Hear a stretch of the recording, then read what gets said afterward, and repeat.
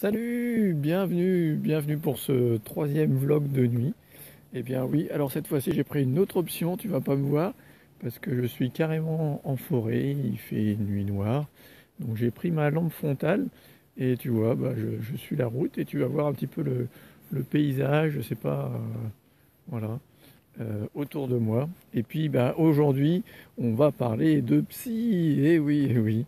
Euh, Et je rigole déjà parce que c'est toute une histoire. Alors, il faut savoir que moi, j'ai déjà été voir un psy, que voilà, bien sûr, j'ai des amis qui suivent ça. Et justement, je voulais te parler de quelqu'un avec qui j'ai discuté. Et voilà, on discutait, on échangeait. Et le sujet est venu sur les... Ça, c'est un panneau. C'est un panneau avec la lumière qui se reflète dedans. Et donc, on discutait de psy et surtout de ses problèmes à elle. Elle me faisait part de ses problèmes, de ses difficultés, de ce yo-yo émotionnel qu'elle vivait toujours, alors que, oui, elle a déjà fait un travail sur elle, un gros travail sur elle, comme elle dit, qu'elle a été voir des psys, qu'elle a fait des formations, elle a déjà médité, elle a fait de l'EFT, enfin, elle a différentes pratiques. Elle a différents outils à sa disposition et pourtant, elle est toujours paumée, toujours perdue dans ce yo-yo émotionnel, dans ce haut, ces bas. Et finalement, comme je dis, ça l'arrange bien, puisqu'en fait, comme toi peut-être, finalement, tu fais pas grand-chose pour changer ça, ou alors en fait, tu crois faire des choses pour changer ça. Et pour moi, la psy et la psychothérapie, la psychanalyse, c'est pas le meilleur moyen pour ça, c'est pas le plus rapide, ça c'est sûr. Et puis, tu vas voir que c'est pas forcément très, très pertinent. En tout cas, voilà. Pourquoi? Parce que quand tu as des soucis comme elle avait, c'est-à-dire, oui, un coup t'es en haut, un coup t'es en bas émotionnellement, voilà, t'es chahuté par ça, et puis, oui, forcément, ça joue sur ton physique. Elle, par exemple, ça la fatigue énormément, forcément, des fois, elle s'énerve avec son conjoint, voilà, ça part un peu en live, avec, voilà, aussi les gens, voilà. Les gens savent très bien quand j'ai une journée où ça va, une journée où ça va pas. Ils le voient très bien parce que ça se voit à ma tête, ça se voit à mon attitude et je suis sûr que tu sais très bien de quoi je parle. Donc voilà, c'est quelqu'un qui peut être très à l'écoute, très bienveillante et tout. Et puis des fois, faut pas la chauffer et tu le comprends très vite. Eh bien voilà, c'est tous ces changements que je connais bien, hein, que j'ai vécu. Alors c'était plus intérieur pour moi. Je faisais pas trop remarquer aux gens, mais c'était plus intérieur. Mais j'ai vécu ça aussi. Et donc, voilà, je dis bonjour à ceux qui sont là. Salut à vous. Voilà, qu'est-ce que ça a fait? Forcément, dans les relations, c'est pas super, dans ton couple, dans tes relations avec les autres. Et puis toi, tu en souffres. Et elle en souffre. Elle est fatiguée, comme je te dis, énervée, elle a des cystites, elle a des problèmes, voilà. Tous ces petits mots qui veulent te dire quelque chose et que tu n'écoutes pas et qui te font, qui te pourrissent la vie, qui te gâchent la vie, qui te bouffent ton énergie, voilà, qui sont au final très, très délétères pour toi, pour ta santé, qu'elle soit physique ou mentale. Et donc, qu'est-ce que tu fais? Peut-être comme elle, tu vas voir un psy, tu en discutes, et comme elle me l'a dit, tu prends conscience de choses, de plein de choses, de ton fonctionnement, de tes problématiques. Et ça, c'est OK, tu prends conscience, t'entends, voilà, oui, tiens, j'ai compris, elle a compris, elle, qu'elle était comme ça, cyclique, un coup en bas, un coup en haut, et voilà. Bon, c'est surtout les bas qui sont, qui sont pénibles, et surtout ces bas qui durent en fait. Parce que si tu as un bas, si tu as une émotion de tristesse, une colère, ou qu'est-ce que je voulais dire, ou une peur, oui, parce que finalement pour moi ce sont que des peurs, eh bien ça, c'est OK, hein, et ces émotions on les vit. Par contre, comme je dis toujours, une émotion ça dure pas plus de 3-4 minutes, 2-3 minutes. Donc voilà, si ça dure plus longtemps, c'est que ce bas, tu le laisses traîner et finalement, tu règles pas ça. Eh bien, c'est ça. Tu comprends. Ouais, tu es dans ton mental, tu es dans le cerveau, dans le cortex, dans celui qui raisonne, qui analyse. Et oui, tu analyses, tu essayes de comprendre. Alors, tu t'analyses toi, tu analyses les autres. Tu essayes de contrôler en fait tout ça par ta tête, par ton mental. Et finalement, c'est ton ego qui prend le dessus. Et puis, tu crois résoudre les problèmes. Et finalement, rien n'est résolu. Comme c'était son cas à elle, à cette amie qui finalement était toujours dans ce yo-yo émotionnel. Alors elle en a pris conscience, elle a vu qu'elle était comme ça. Avant, elle pensait que c'était comme ça. Bon, là, alors après, peut-être avec le psy, tu as vu que c'est dans ton passé, dans ton enfance. Allez, on en met une couche sur la mère, c'est la faute à la maman, c'est machin, c'est ceci, et voilà. Et tu joues le rôle de victime, comme elle faisait, voilà, encore et encore, tu es la victime, et tu t'en sors pas. Eh ben oui, parce que là, comme je l'explique dans les conférences, si tu viens voir dans une conférence, tu comprendras que ce problème, si tu restes dans le cortex, dans ton mental, eh ben, tu ne résoudras rien au niveau de tes émotions parce que ce n'est pas là où ça se situe.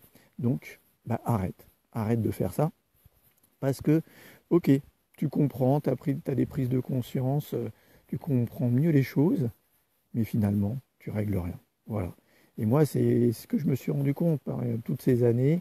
Elle a pris conscience de plein de choses, elle a vu plein de choses, et finalement, qu'est-ce qu'elle a réglé? Pas grand-chose. Malgré tout ce qu'elle a fait, malgré toutes ses formations, ces thérapeutes qu'elle a payés pendant des années et des années, et ça lui a coûté une fortune, finalement, pour régler quoi? Rien du tout. C'est ça le problème, c'est que finalement, si tu restes dans ton mental, dans le contrôle, dans l'analyse, alors oui, ça fait du bien à ton ego, tu as l'impression que tu vas t'en sortir, que tu prends bon bout et machin, et finalement, eh bien, tu ne règles rien. Donc, arrête, change, fais autre chose. Et c'est pas comme ça que tu vas y arriver. Je l'ai vécu, j'ai fait ça. Et, euh, et c'est bien, hein, voilà, de vouloir analyser, contrôler, tout ça, mais tu règles rien.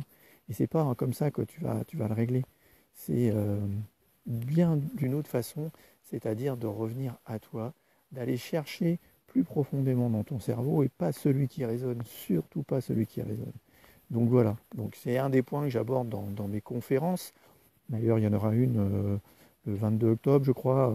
Donc enseigne-toi ou reste bien connecté, va voir sur ma page Olivier Combe Sofronerty, et tu seras informé.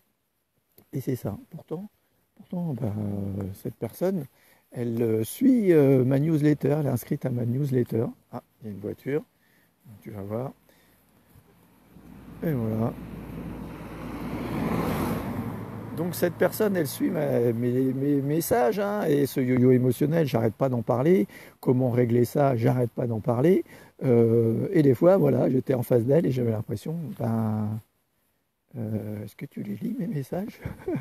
Et je ne sais pas si c'est ton cas aussi, si tu me suis, mais si tu regardes mes messages et que si tu les lis pas, et puis finalement, si tu fais rien, si tu changes pas, si tu décides pas de changer et que tu prends pas ça à bras le corps et que tu investis sur toi vraiment dans une nouvelle façon de faire et arrêter d'être dans ton mental, c'est sûr que tu régleras pas le problème et tu peux continuer à lire mes messages, ça ne changera rien.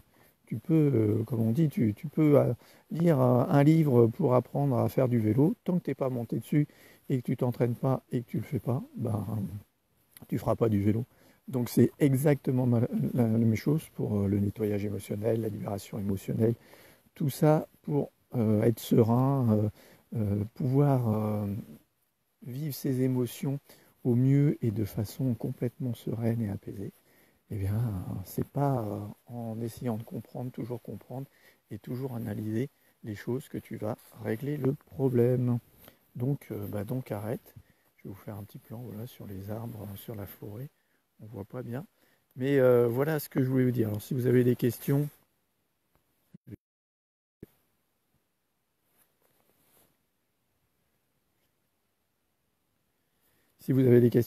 allez-y.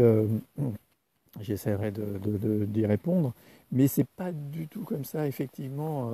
Et moi, je l'ai bien vécu. Alors, j'ai peut-être un fonctionnement différent, peut-être, mais je crois pas. Parce que j'étais aussi beaucoup dans mon mental. et je le suis encore, hein, mon ego, il me sert aussi, hein. Il ne faut pas non plus complètement dénigrer l'ego et que ça ne sert à rien. Encore une fois, c'est des prises de conscience, ça permet de mieux se comprendre, de voir les choses, de mieux analyser parfois. Mais si tu restes là-dessus, et moi aujourd'hui, plus ça, j'ai un problème, ok, je vis ce problème et je le règle. Voilà, c'est aussi simple que ça. Alors des fois, j'arrive pas à avoir des problèmes, hein, je suis comme tout le monde. Donc je me fais accompagner, je me fais aider, je vais voir voilà, des personnes, je me fais coacher. Comme je le disais, ça c'est hyper important pour moi. D'être un coach coaché, pour moi c'est indispensable, c'est vraiment quelque chose voilà, que tout le monde devrait faire.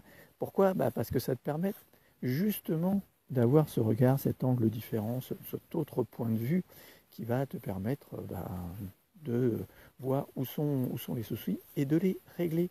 Voilà, c'est ça finalement que ce qui change, c'est arrêter de vouloir tout contrôler. Voilà, et, hein, on a bien hein, l'homme et moi, ces philosophes, ces penseurs qui, voilà, vous allez tout résoudre avec votre tête, avec votre mental, il va comprendre. Euh, voilà, je pense donc je suis. Non, non, tu ressens donc tu es. C'est parce que tu ressens que tu existes. Et justement, sur cette existence, c'est ce qu'elle me disait aussi. Je voulais venir là-dessus. C'est qu'elle me disait, mais ah ouais, mais quand je suis dans ces hauts, ces bas et machin, que je suis super gai ou que je suis super triste, ben c'est là où j'ai l'impression d'être vivante. Si je, si je supprime ça, et en fait, elle me disait, voilà, j'aurais pas l'impression d'être vivante. Et ça, c'est la grosse erreur que te donne ton ego, ton mental. Il croit, il te fait croire, il te dit, mais oui, mais si tu ressens pas ça, si tu n'es pas dans les hauts et dans les bas, tu vas être tout amorphe, tout sans émotion, sans vie. C'est tout l'inverse. C'est vraiment tout l'inverse. Arrêtez de penser ça. C'est une grosse connerie et c'est le plus gros bullshit que je vois. C'est pas parce que tu vas aller très haut, très bas dans tes émotions, dans ce que tu vis et tout, que tu vas être plus vivant que si tu les vis plus intensément. Et je vais te donner un exemple. C'est effectivement, peut-être que c'était dans le développement, un peu le Dalai Lama. Alors là, on est au-dessus du chemin de fer. Voilà. Eh bien, quand tu le regardes, c'est quelqu'un, les bouddhistes, les moines bouddhistes, c'est des gens qui sont souvent très, très posés, très calmes, très sereins. Voilà. Alors là, on va rentrer un peu plus dans le bois. Alors attention, il va falloir que je me baisse. Eh bien, ces gens-là, quand tu regardes, eh bien, ils peuvent avoir énormément de compassion. Et quand quelqu'un leur raconte leur histoire, triste, vraiment pleine d'émotions, eh bien, ce sont des gens qui pleurent, qui vivent cette émotion, mais ils ne restent pas dedans. Elle ne leur appartient pas. Ils ne font pas l'éponge émotionnelle, ils vivent ça, et hop, ensuite, ils peuvent passer à autre chose. Ils peuvent rire aux éclats. Ils peuvent, voilà, sur un moment. Et, et les émotions ne durent pas. Pourquoi? Parce que, en fait, c'est pas tellement diminuer l'intensité des émotions, c'est plutôt diminuer la durée de ces émotions. Voilà le truc. C'est vrai que on va de faire ça. Salut Céline.